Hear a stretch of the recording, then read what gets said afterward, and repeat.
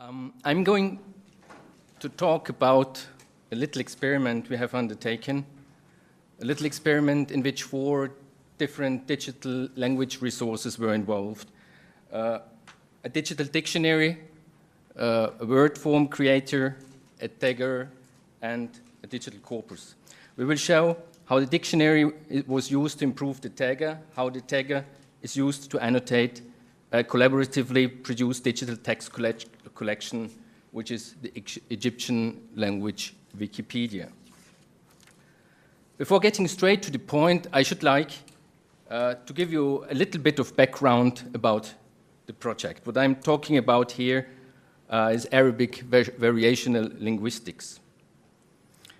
Arabic has been seen by many as a classical case of diglossia, a special form of bilingualism in which 2 or more linguistic varieties coexist in a state of functional complementarity. Usually we have a range of different registers. At the one end of the registers we have the acrolect, on the other side the basilect. The acrolect in our case here is modern standard Arabic. Basilects are the many varied forms of spoken Arabic, the many vernaculars spoken across the Arabic world. We're focusing here on Egyptian Arabic, and in particular on the variety spoken in Cairo, in the capital of Egypt, which is still, throughout the Arabic world, a quite prestigious variety. It is one of the few Arabic varieties that has ever been reduced to writing. It has, to a certain degree, a written tradition. There are stage plays in Egyptian Arabic, poetry, satire, and so on.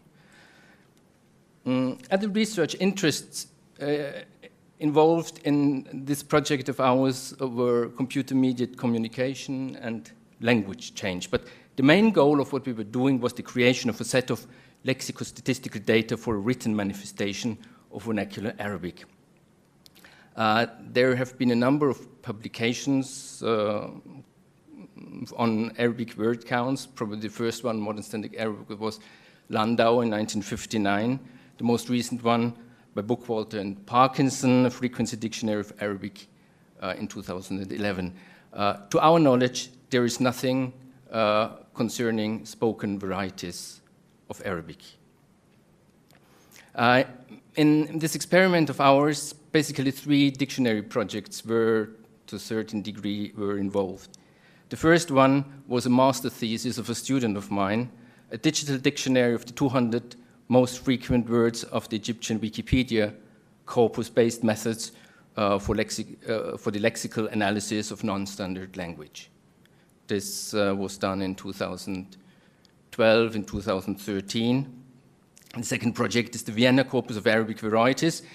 We're trying to set up there a research environment for scholars pursuing comparative interests in the study of Arabic dialects by pooling language profiles, dictionaries, glossaries, corpora, and bibliographies. It's important to note here that we are not trying to build very big, comprehensive dictionaries of particular varieties. The dictionaries we are trying to build are being set up for comparative purposes. All of this is going on at the Austrian Academy of Sciences in collaboration with the University of Vienna. This is a screenshot from our WCAF website. This is still very much a first draft. We're just building a second edition to this. You see a map with red spots on it. When you click on one of these spots, language profile pops up, wherefrom you can navigate to dictionaries, corpora, and other language resources at our disposition on this website. The third project to be mentioned is Tunicode. This is quite new. This is a project on the linguistic dynamics in the Greater Tunis area, a project that is going to explore a contemporary, rather poorly documented variety of spoken Arabic. What makes it interesting for us is the project will produce 2 digital language resources. Firstly, a corpus of spoken youth language, which is just being created, and we are compiling a diachronic dictionary of Tunisian Arabic. Well, short overview of what has been done so far. We're pretty much stretching out across the whole region. All the major Arabic regions are there already. We have Morocco in two varieties, Rabat and Kandar, which is a small town in the north of the Atlas. We have Tunis. Egypt is the oldest thing in this collection, and we have a quite substantial amount of data about Damascus. Recently, we have also received data on Sudan, which have not been produced at our department. I've put this in brackets because copyright status is not yet quite clear. And as you can see, target language and source language, we're usually translating towards German, whenever possible, English. In one case, we have Spanish and French. There are other dictionaries planned. We're just starting a project on Douz. Douz is a city south of the capital of Tunis. We have a colleague working on Shawi dialects. This is a dialect group in northeastern Syria and Anatolia, and we're also working on Baghdad. As I said, what's the main motivation behind all these dictionaries? Comparatistic research. We're building, currently we're working on an interface who is supposed to be able to display cross views across all these dictionaries. In addition to that, we're using our dictionaries also for purposes, for didactic purposes. I think the University of Vienna is probably, at least as far as we know, the only European institution, the only university that is teaching for Arabic varieties on a regular basis. And a third issue that is very important for us, particularly at the Institute of Corpus Linguistics and Text Technology of the Academy, is the technological aspect here. We're developing our lexicographic editor, making use of this data. We take a strong interest in standards. All our dictionaries are TI encoded. We're also experimenting with LMF and other encoding systems. And the dictionaries are published via our Corpus Shell framework, which is a modular framework for publishing and accessing digital language resources, heterogeneous digital language resources. If you're interested in our Egyptian dictionary, this has been online for quite some time on our experimental showcase website.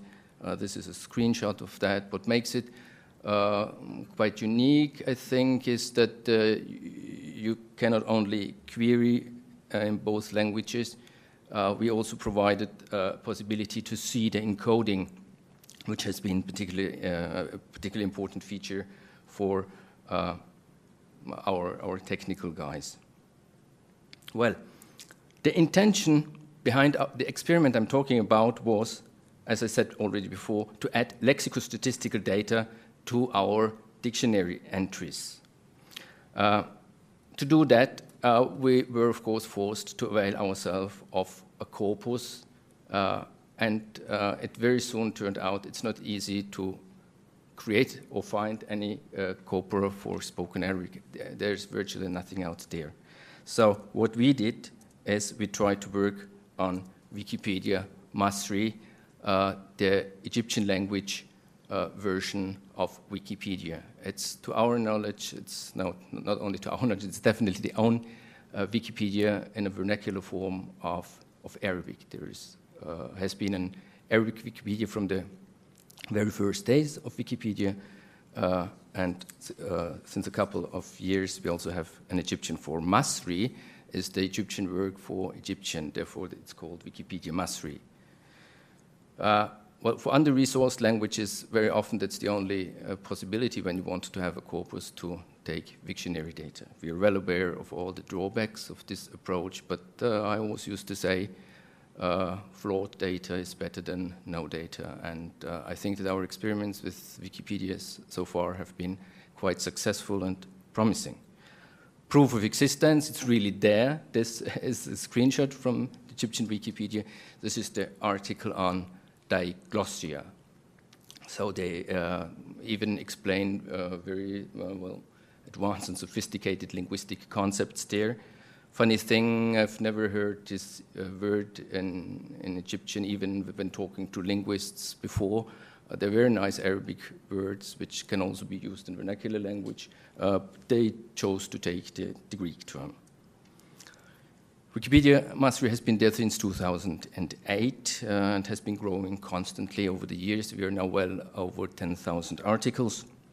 A wide range of topics, famous persons, history, geography, almost no natural sciences, very few chemistry and stuff like that. Culture and history probably play the most important role.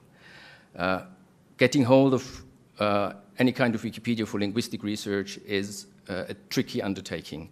We have been working a lot on that, not only on the Egyptian Wikipedia, but also on other Wikipedias, and have developed workflows meanwhile that allow us to create corpora that are also reusable for linguistic purposes. Don't want to go into details here. If anybody of you is interested in that, I will be glad to communicate on that subject. There are different options.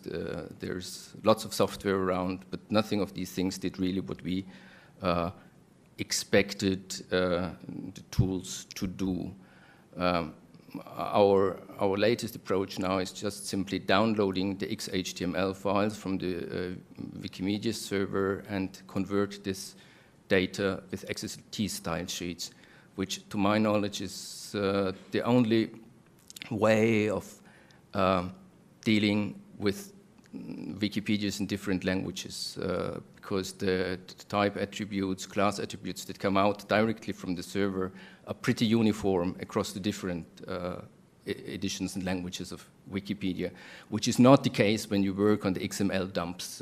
When you take the XML dumps you get from them, you have really to write scripts and to treat each and every Wikipedia in a particular manner. Many issues here, graphematic variations, many neologisms, named entities, and so on. The most important issue probably the non-existence so far of a real reliable tool with which we can deal with Arabic texts, in particular vernacular data. So what did we do to get our lexicostatistical information? We have a dictionary here.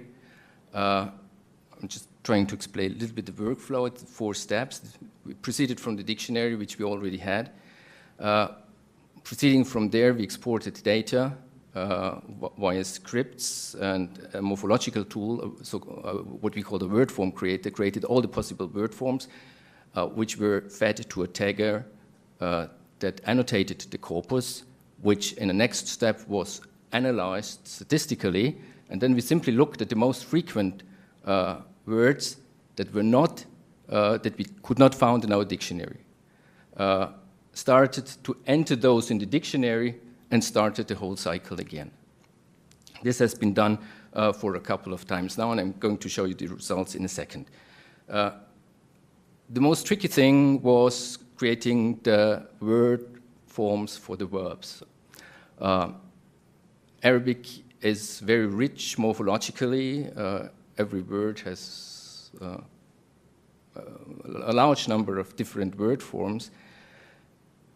The good news here is that Arabic and also the Arabic vernaculars are bafflingly regular. Having the inflections base for the past tense and the present tense gives you the possibility to create all possible verb forms more or less automatically. There are very, very few irregularities in this. There are Arabic dialects that are more difficult to treat in this respect, but we have tools with which we can create all the verb forms without any flaws from our dictionary data.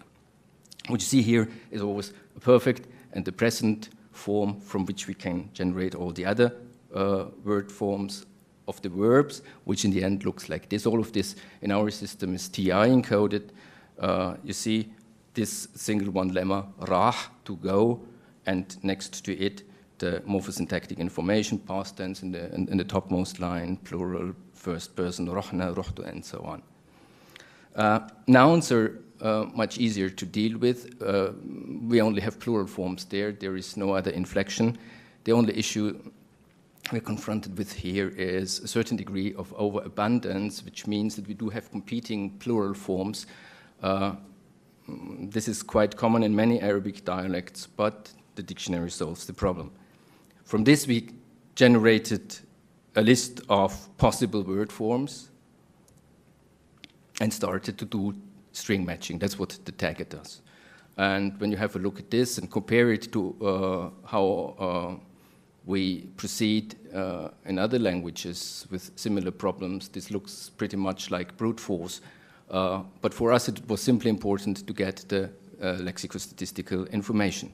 When string matching does not work, we have to do declaticization plus string matching. Verbs, but not only verbs, usually have a lot of clitics in Arabic. If this does not work, we try pattern matching. And for a number of cases, as a last step, we tried disambiguation of homographs with rules, with simple rule-based approaches. Homography is a constant pain in the neck when you're dealing with Arabic. You have so many homographs like this, for instance. You can see here 1, 2, 3, 4, 5, 6, 7 letters, top and bottom, and they mean completely different things, although they have the same semantic root. Bibi kutubha means and with her books, and if you read the same string, wibaktibha, it means and I write her, it, them, or whatever is meant. These were the first results. When we did prepare this report, we had collected 2,356 entries in our dictionaries. In the beginning, we started with roughly 1,800, and you see the increase from 48% up to 65%. Currently, we are beyond 70%, and when we get beyond the 80%, I will be quite happy. The corpus itself is roughly 2 million running words, and you know there are so many hapaxes in such language resources, so I do not really expect to get very much beyond this stage with the applied methodologies. Still 2 minutes. In all of this research, standards played a very important role. We have been working on a TI schema for dictionaries for some years now, which imposes a lot of constraints on the proposed dictionary module. Our intention behind that is that we want to use TI for NLP tools, in particular for our NLP tools. Also, the comparatistic purposes I was talking about make it necessary to have very homogeneous data sets. This is one example of a dictionary entry in our TI encoding system. So you won't probably find much there which you do not anticipate, and to form gram groups and a simple sense there. We were thinking a lot about how to encode our frequency information we got from the corpus in the dictionary, in the digital dictionary. And this is one proposal we have come up with in the beginning. This is what you will find in the dictionary now. We have been further working on that. We're just preparing a customization of the TI to accommodate this kind of information. We've also presented these new proposals recently on the TI members meeting in Rome. So what are the next steps? We will, of course, extend our Egyptian dictionary as far as possible, and well, it very much depends on resources and time. We're working already on the Tunico dict, and we will try to extend our activities to Tunis. we will try to avail ourselves of additional corpora. We have been experimenting with web as corpus, harvesting websites, which results, we have already very much data, but it's difficult to analyze because spoken registers are definitely there, but very difficult to filter out. And with respect to tools, we will evaluate other tools. We are planning to adapt existing tools, our existing tool for other linguistic Arabic varieties, and we are planning as a contribution to our infrastructure activities to set up REST-based web services for lexicostatistical data, not only for the Arabic varieties, but also for other languages, especially German. As you probably know, we have very large corpora in Vienna at the Academy, and it will be very interesting to make this data available via APIs and web services.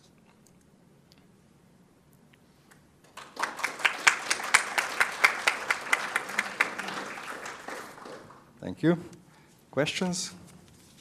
Any questions? Yes? Okay, thank you very much for the interesting talk.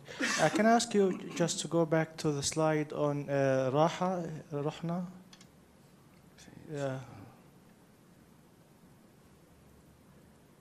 Here.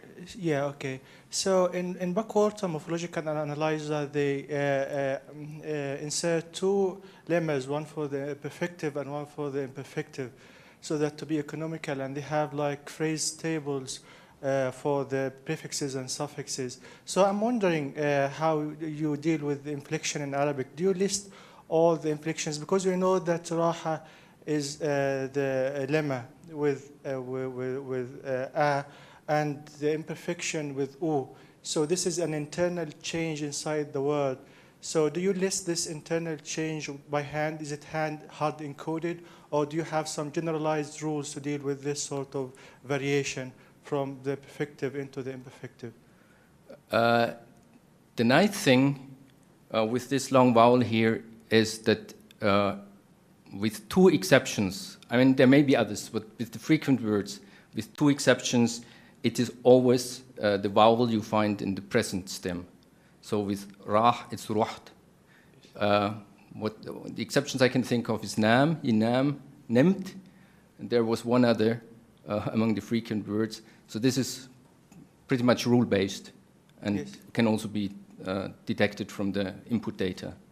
So you deal with them by rules, not by just hard coding? Or No, by rules. Okay. That's a simple Python script, which is not even very long, who does that. Okay, okay, thank you. Any more? Questions? Adam?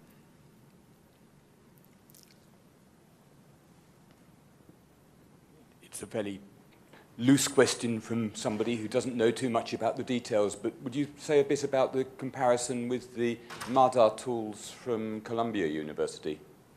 We've tried that out, especially our technicians and the student who was doing these things. It was not easy to get this thing running. That is one of the major issues. We are also interested in infrastructures and building tools for that, because when you start harvesting the web for tools to deal with Arabic, with any form of Arabic, you will get the impression that there is pretty much around. When you start to use it, most of the things are not really usable for, well, even for our technicians, it was a problem. Magat did not work out for our purposes, not at all. What we would have tried to use is Bookwalter. We simply don't have funding for that. So we were forced to go for tools that do not cost anything. Any more questions? Okay, then I'd like to ask something. It's about standards. And, well, everybody in this area, natural language processing or dictionary, is confronted with, well, have to decide whether to use something like TEI and LMF or not. And many people find that TEI is relatively complicated and it's Anglo-centric. So for other languages it might be. And the other thing is that LMF works mainly with XML attributes, and that's a problem sometimes. So could you comment on that? You're right that TI is relatively complicated. I do not believe that the dictionary module cannot, I mean, Anglo-centered, I'm not sure. Because there are a couple of dictionaries for Japanese, Chinese, Tibetan, and so on, which work quite well. The loose definition of many things that is often associated with TEI is something we have tried to overcome in recent years. This is something we have really worked on, also in collaboration with others. And I believe that the TEI has become something like a de facto standard, especially when it comes to retrodigitized dictionaries.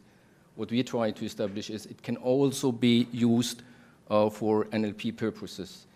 Our main approach in this direction is that whatever we do in TI should be directly transferable into LMF. So this is something we think that should go together. They both are, for us, sort of siblings in the world of standards, and whatever we try to implement in our TI schemata is more or less LMF compliant. LMF for us has not been the first thing to go for because we are working with mostly with people from the humanities. They are editing in our dictionary projects XML, and I think TI is much more readable, much more intuitive than LMF will ever be. LMF is a wonderful interchange format, is very good when it comes to publish it, but when you have to put their people on the computer who edit lexicographic data, I think I would go for TI with lemma, form, and such things they're accustomed to. Any more questions? Okay, thank you.